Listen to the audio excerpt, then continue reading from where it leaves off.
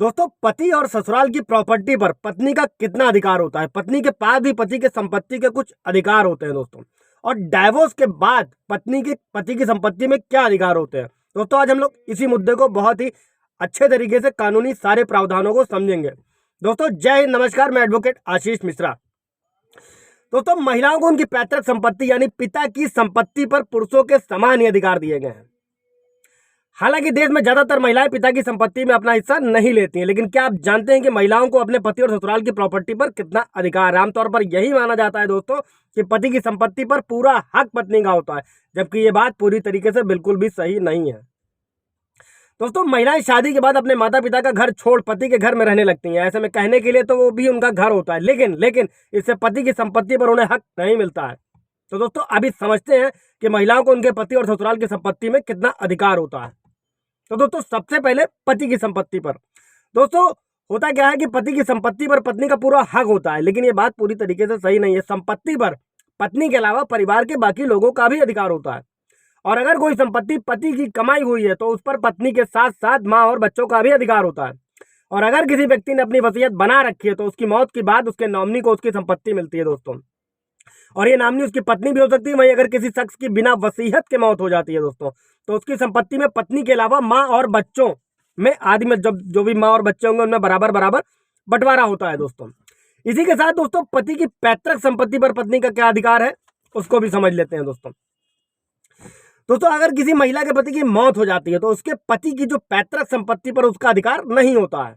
हालांकि पति की मौत के बाद महिला को ससुराल के घर से निकाला नहीं जा सकता है दोस्तों, जबकि ससुराल वालों को महिला को मेंटेनेंस देना होता है।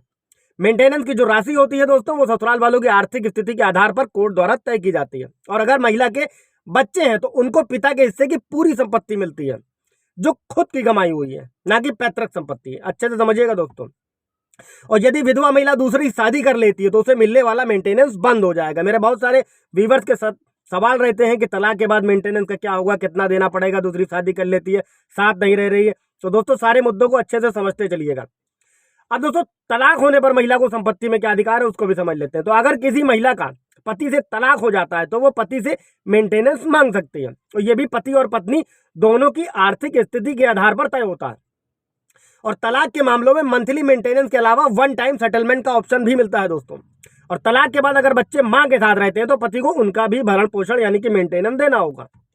और दोस्तों, समझते चलते हैं कि तलाक की स्थिति में पत्नी का अपने पति की संपत्ति पर कोई अधिकार नहीं होता है। हालांकि महिला के बच्चों का उनके पिता की प्रॉपर्टी पर पूरा अधिकार होता है। वहीं पति पत्नी की कोई ऐसी संपत्ति जिसमें दोनों मालिक है तो बराबर बंटवारा किया जाएगा। दोस्तों, मेरे एक व्यूवर ने एक सवाल ये मुझसे पूछा हुआ था कि सर, तलाक के बाद पत्नी को क्या देना होगा, वो पिता दादा की सारी संपत्ति पर? तो ऐसा बिल्कुल भी नहीं है। पत्नी जो है तलाक के बाद सिर्फ और सिर्फ मेंटेनेंस की हकदार होती है, ना कि किसी भी तरीके की बाप दादा की प्रॉपर्टी में।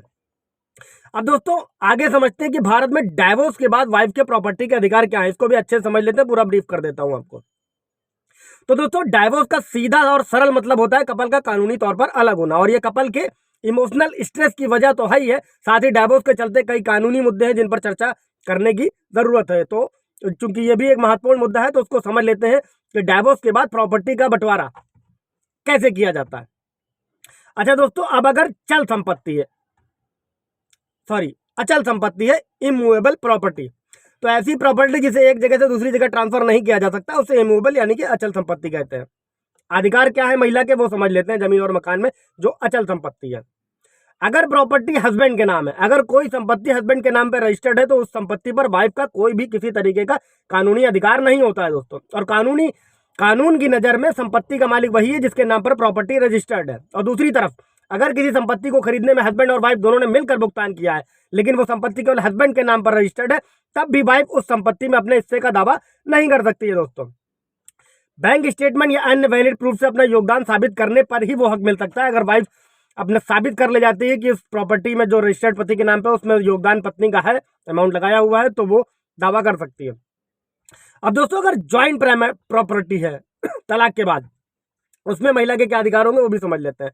तो दोस्तों, आजकल चूंकि ज्वाइंट प्रॉपर्टी खरीदना आम बात होती जा रही है। ज्वाइंट प्रॉपर्टी का मतलब होता है हस्बैंड और वाइफ दोनों ने मिलकर संपत्ति का रजिस्ट्रेशन कराया। अगर प्रॉपर्टी हस्बैंड और वाइफ दोनों के नाम पर रजिस्टर्ड है तो डाइवोर्स के बाद वाइफ उस प्रॉपर्टी पर अपना दावा कर सकती है। लेकिन वाइफ उतनी ही संपत्ति का दावा कर सकती है जितने अमाउंट का भुगतान उसने संपत्ति खरीदने में किया है।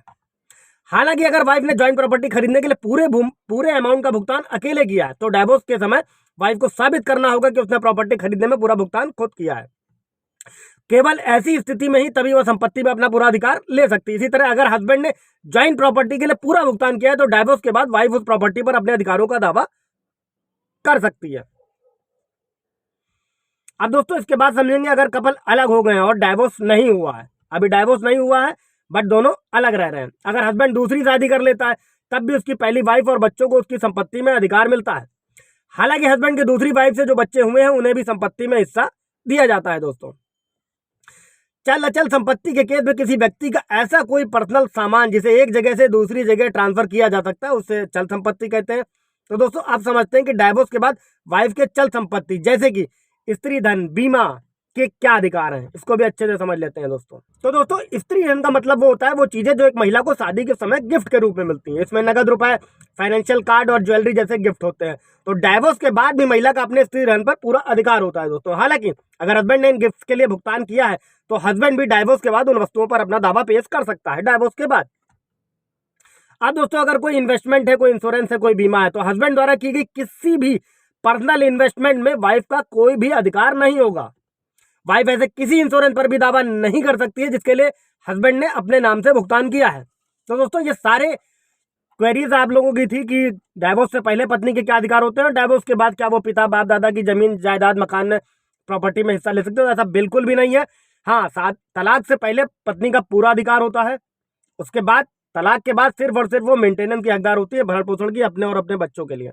कोई सवाल जवाब होगा दोस्तों पूछ लीजिएगा, मैं पूरी कोशिश करूंगा जवाब देने की, अन्यथा उस पर एक अच्छा सा वीडियो बना दूंगा ताकि आप लोग और अच्छे से समझ सकें।